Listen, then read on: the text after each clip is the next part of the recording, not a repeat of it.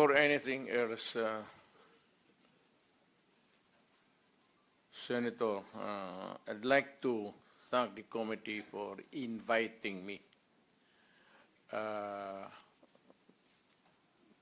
para once and for all malaman natin ang totoo. So, I would like to request sa inyo na huwag ninyo akong ituring president or kaibigan. Treat me as a witness and tignan natin kung lalabas yung totoo. So, with your permission, at maraming salamat po sa inyong lahat for inviting me. I'd like to start. My mandate as President of the Republic was to protect the country and the Filipino people.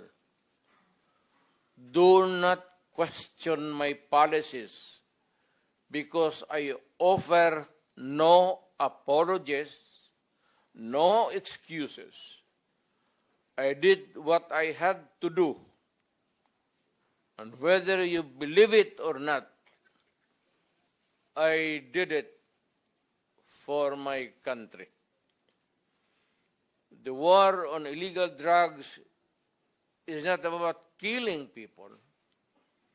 It is about protecting the innocent and the defenseless.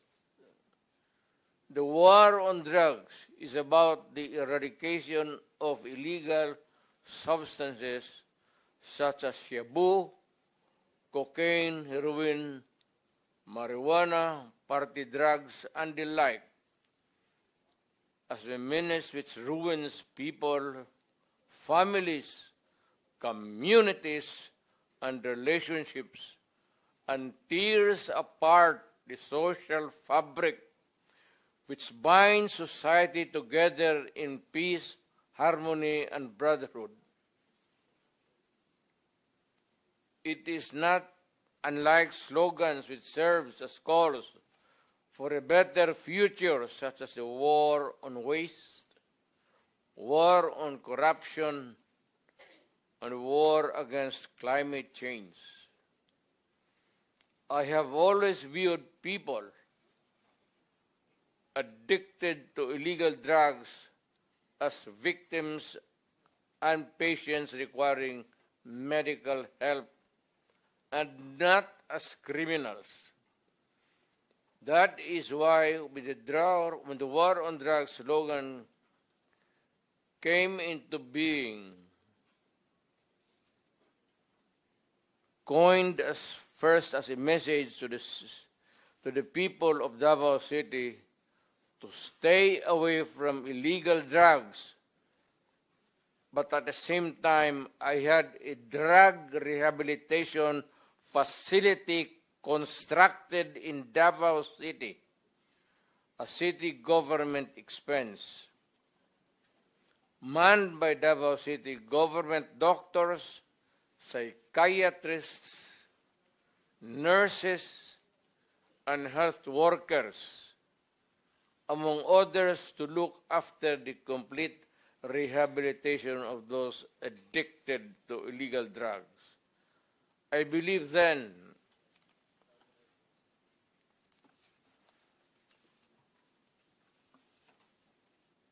and I still believe now that rehabilitation and not fear of death or incarceration to be the key to the return of the addicted individuals back to the mainstream of a just and forgiving society. But no mistake about it, I hate drugs. I loathe the purveyors, the merchants, and the pushers of this demonizing element. I have not failed to emphasize this from the very day of the campaign when I ran for the presidency in 2016. This was my covenant with the Filipinos who believed in me. And to this day, must still agree with what in government have achieved. It is unfortunate that drug-related crimes are on the rise again. Every day you can read about children being raped, people getting killed and robbed. And just recently, a drug den was raided within the Malacanang complex. This clearly manifests that the purveyors of this menace are back in business.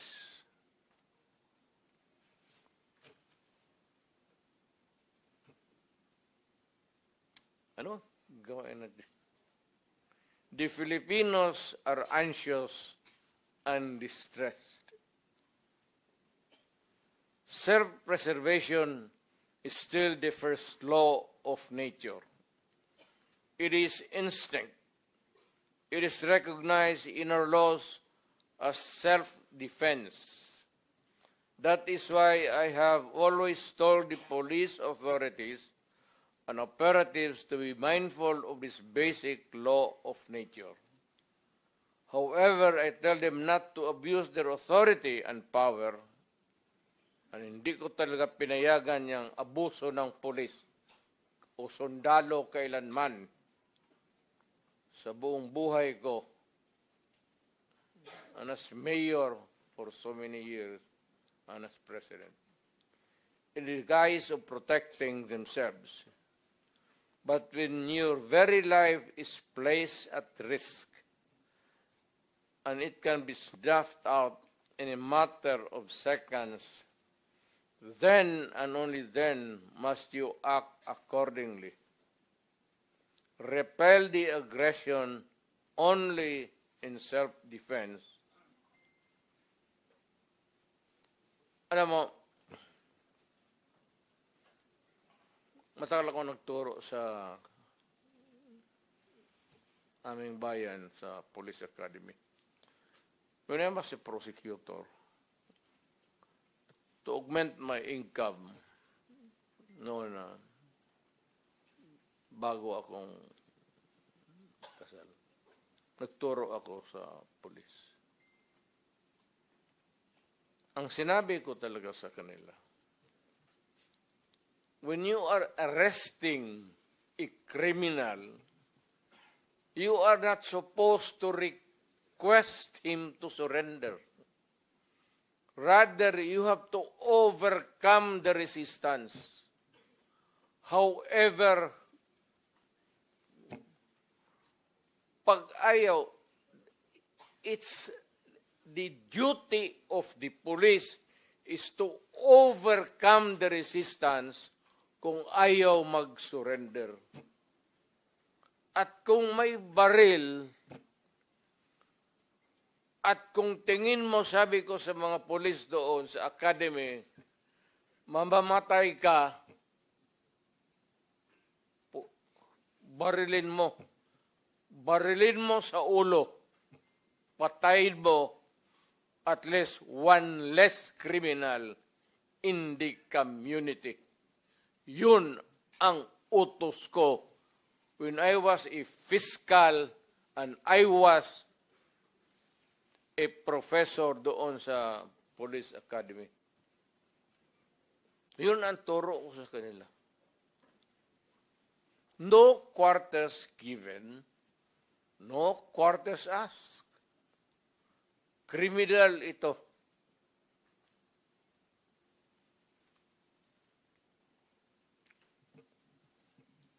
Repel the aggression only in self-defense.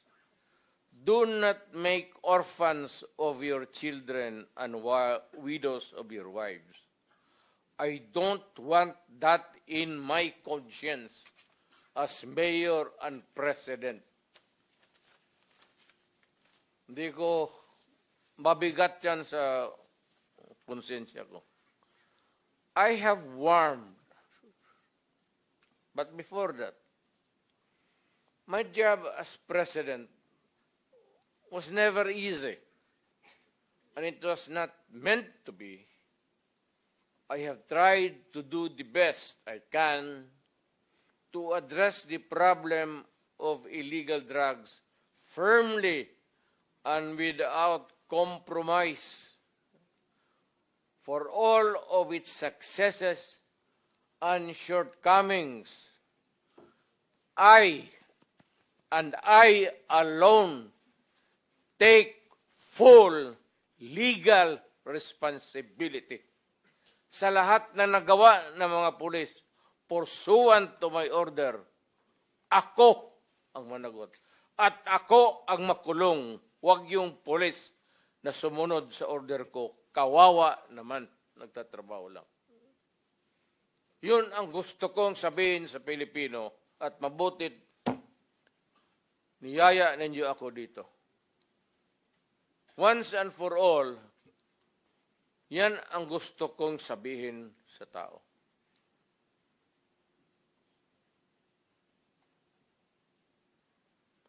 I have warned all of you as your president